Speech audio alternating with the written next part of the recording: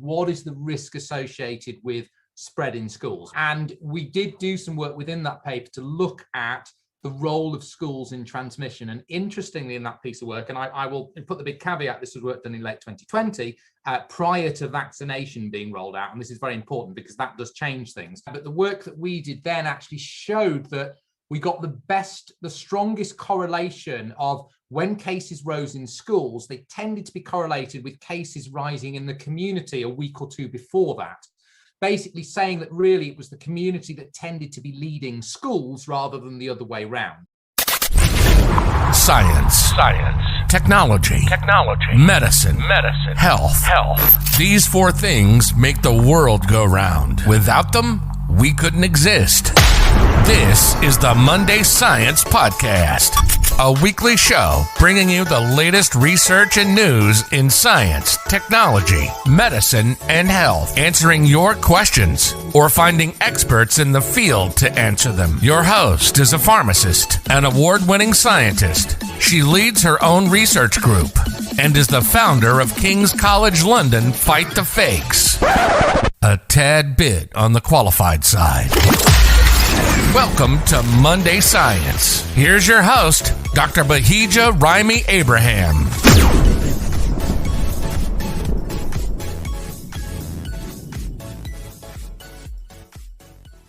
Congratulations on your promotion to Professor. One of the things I really enjoyed about our conversation last time was how passionate you were about getting kids back into school and the impact it could have on education. And to see that you've followed through from that passion, I mean, I'm sure the passion was there before the interview. It's been really inspiring as a fellow academic and fellow scientist to see that connection between you having this passion to make a difference and impact, and then that manifesting in the data and research that you have done over the last year, in the space of the year. Really just admirable, and especially under the circumstances. You've been conducting a series of studies on the impact and the transmission of COVID, SARS-CoV-2 and its various variants in different settings, being school settings and university settings, and analysis of things like school absences. So I really would like to unpack that. The first paper took my interest was the paper titled "A Network Modelling Approach to Assess Non-Pharmaceutical Disease Controls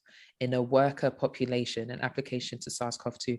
Please, could you just delve into that and explain what you found? Oh, now you're taking me back to work that was done about 18 months ago. So I'll have to dredge my memory of this one. But this was essentially what we did. This was actually a piece of work that was really relevant to what was going on in mid-2020, because of course, I'm sure you'll remember, seems like a long time ago now, but I'm sure you'll remember we were in a situation where for a long period of time, children were out of school and everybody was working from home.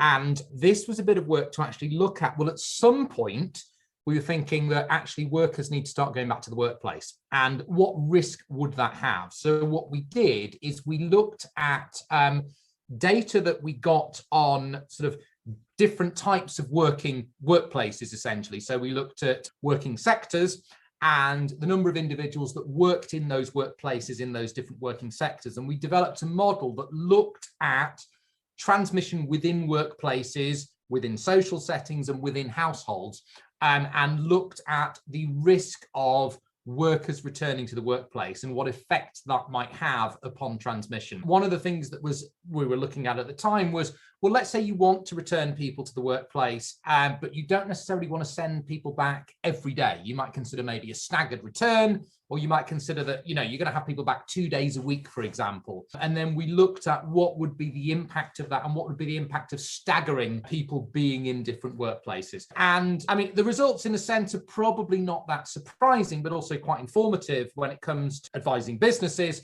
that you could get a significant reduction in transmission if you, not only obviously if you reduce the number of days that people go into the workplace, but if you stagger that. So if you can say, let's say if everyone goes back for 2 days, then if you can stagger it so that you alternate the number of days that people are in the workplace, then of course that reduces transmission in those settings. And it's, in a sense, it's completely common sense, because what this does, of course, is it breaks up transmission chains. That if you are, let's say if you are in a household and you get infected within your house, then if you are meeting fewer people in the working environment, then it limits the possibility for you to infect someone in the workplace that then goes and infects someone within their household, and so on. So it was a piece of work that really looked at, can you put in place strategies that can sort of break those links in the network of transmission and hopefully minimize risk in terms of cases, but also allow some return of people to work. So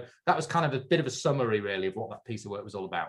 Amazing piece of work, because you can see the impact already. I mean, the sort of from publication to impact and working practices, you know, it's an approach that people have been taking when trying to get staff back into work, this staggered approach. So that's really interesting. And I think just thinking back to even a year ago, how the people's anxieties, I speak for myself as well. I mean, we still had the lab running to some extent. We weren't running for the majority of 2020, but from September 2020, my lab was more active. And even just trying to navigate that, you know, the practices and things we had to do there. So that's pretty amazing. Okay, so now let's move on to, we'll talk about universities at the end, but let's talk about high school. Well, sorry, that's very much an American term, but school, primary, secondary schools. And, you know, we discussed before just the impact absences can have, and we've actually talked about this a little bit in the podcast overall, the impact of the pandemic on school kids, not just in the education aspect, but things like the rise of eating disorders and things like that. And that's something that, you know, social anxieties and things like that. And so you looked in one of your studies, an analysis of school absences in England during the COVID-19 pandemic. So what were your findings? What have you found? Did you find any evidence of impact these school absences have had in education, or just in general? Like, please just share with us what you found out. So now I will say that piece of work, we did not look at sort of non-COVID impacts, though that's very important, and I will come on to talk about that in a minute. And that piece of work itself was very much focused on looking at school absences through time, looking at them by region, and looking at them secondary versus primary to really get a sense of where the risk was. And that work originally was done back in late 2020, though we have been analysing school absence data right up until the present. Really, and what it does, it gives us an indication of, if you do have COVID circulating in the community, what is the risk associated with spread in schools? And we did do some work within that paper to look at the role of schools in transmission. And interestingly, in that piece of work, and I will put the big caveat, this was work done in late 2020, prior to vaccination being rolled out. And this is very important because that does change things. But the work that we did then actually showed that we got the strongest correlation of when cases rose in schools, they tended to be correlated with cases rising in the community a week or two before that. Basically saying that really it was the community that tended to be leading schools rather than the other way around. Now, you know, there was this big thing in the media in 2020 of, are schools really risk? Are they kind of harboring the virus and the virus is spreading within schools and that presents a risk to the community? And certainly our findings suggested that that was not necessarily the case. Now, we're not saying there is no spread in schools. That clearly any environment where people mix, there is clearly a risk. But what we tended to find was in local authorities where you had a lot of infection with the community, that ultimately spilt over to a risk within schools, or risk within school children getting infected, as it were, and that led to high levels of absences.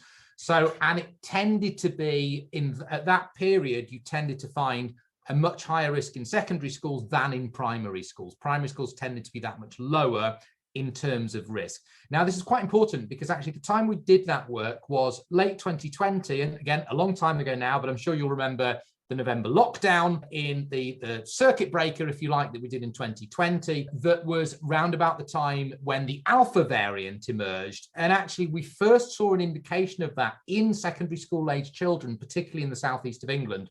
And it was at the time, very early on, there was this concern of, oh no, we have this variant that's much more transmissible in children than it is in older people. And you can actually see in the absence data that you were getting the signal very early on that there was a rise in absences in secondary school age children.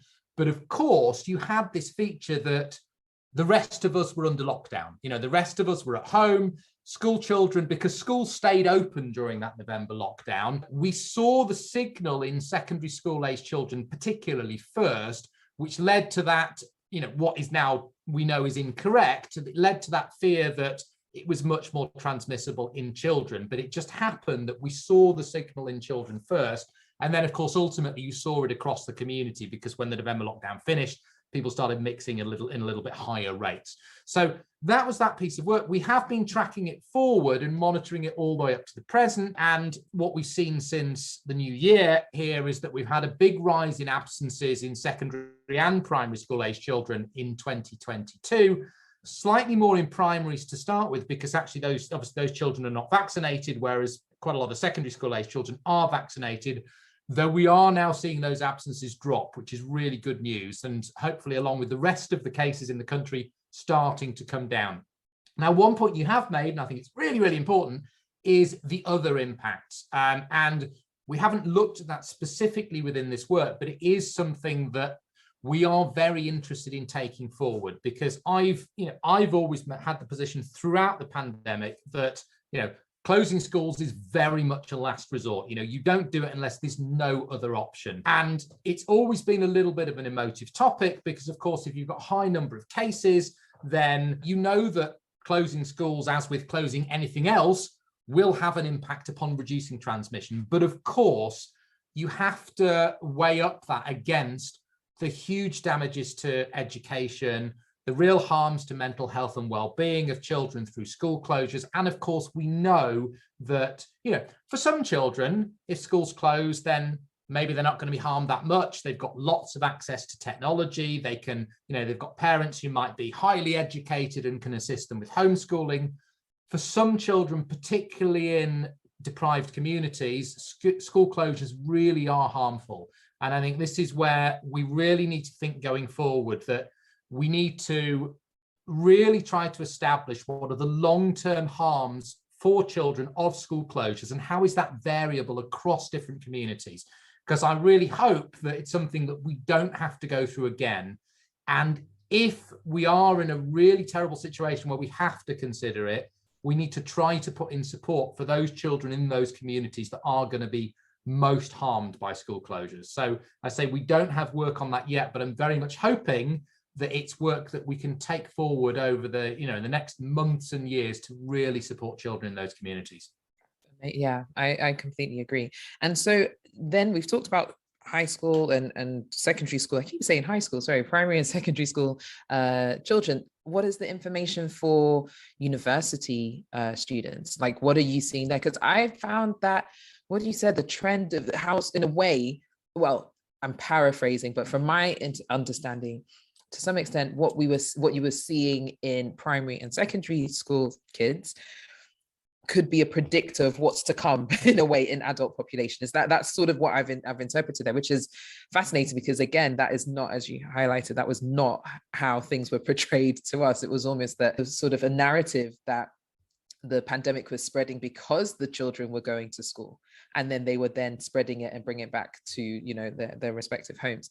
So what have the findings been for higher education and university students? Yeah, so higher education is a tricky one, because the work that we've done, we've had a couple of papers on higher education, and I think what the first thing I should say is there is no one sort of normal university, as it were. All universities are different, and we can see. So we did some work where we looked at spread on university campuses in 2020 and early 2021, and what we found very much is some campuses had quite significant outbreaks in like the autumn term 2020.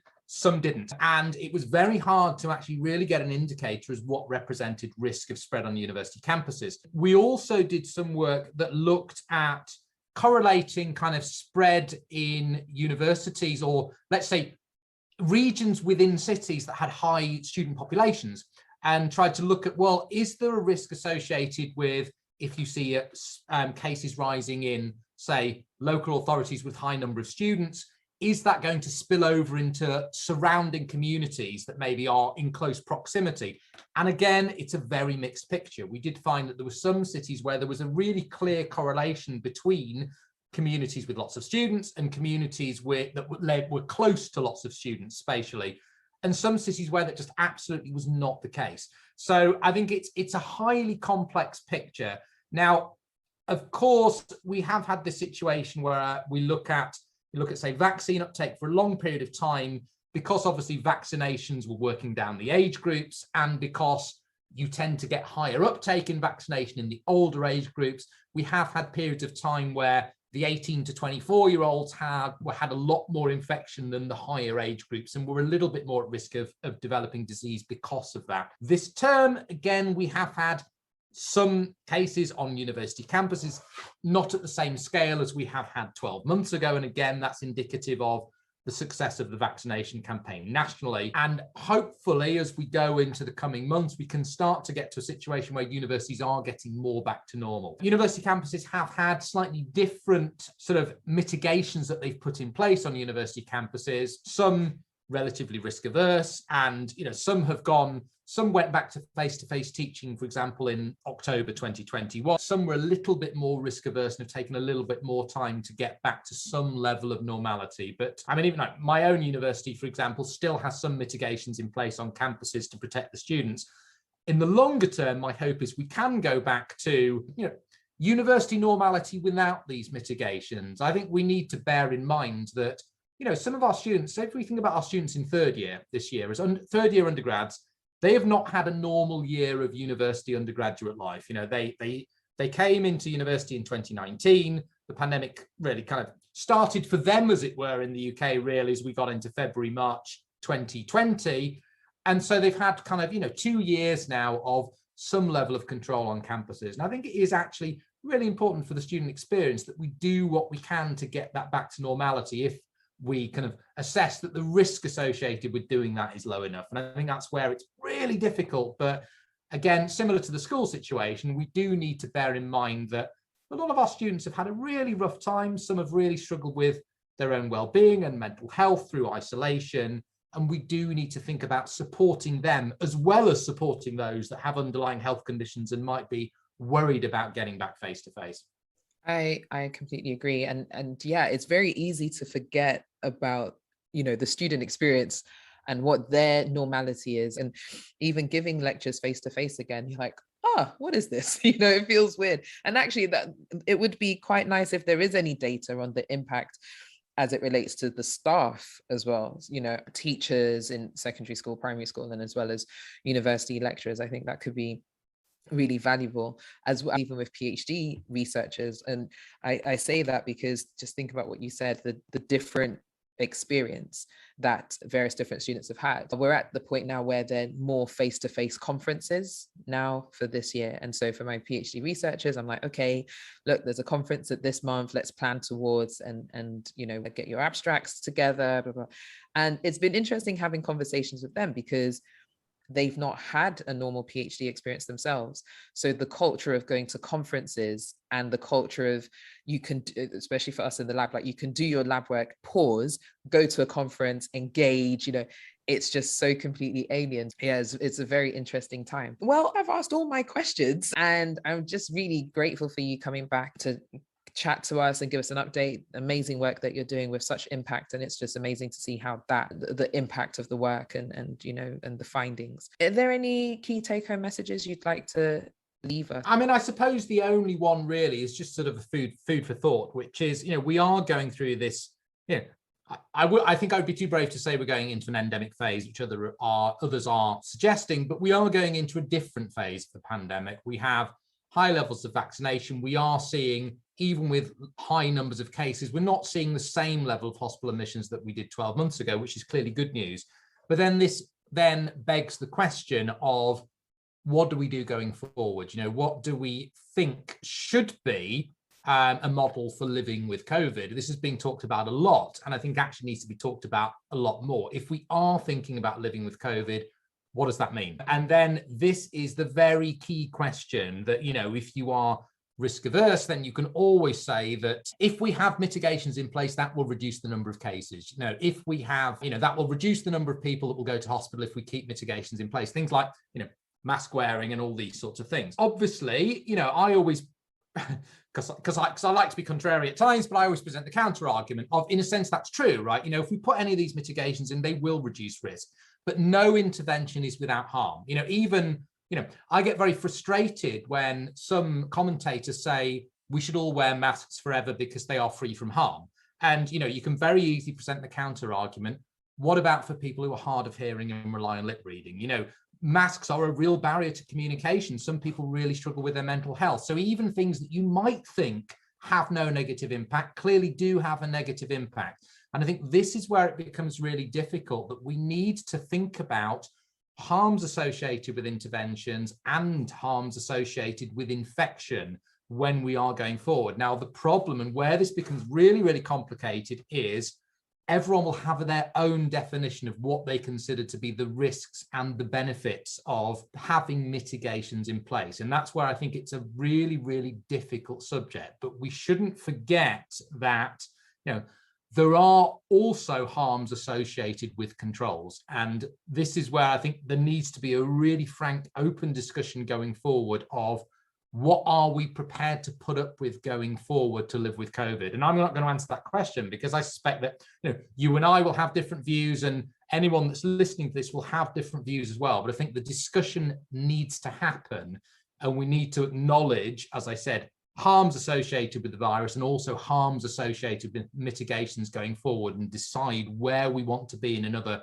6 months, 12 months, you know, 5 years time, for example. So maybe that's just my food for thought for people to think about. Thank you so much. You've been listening to the Monday Science Podcast, a weekly show bringing you the latest research and news in science, technology, medicine, and health. We hope you've gotten some useful and thought-provoking info from the show, and we hope you had fun along the way. We know we did. We'll be back soon, but in the meantime, hook up with us on our website at www.mondaysciencepodcast.com. Shoot us an email at info@mondaysciencepodcast.com. Find us on Instagram, LinkedIn, and YouTube at Monday Science, and access episode summaries at mondayscience.medium.com. See you next week on the Monday Science Podcast.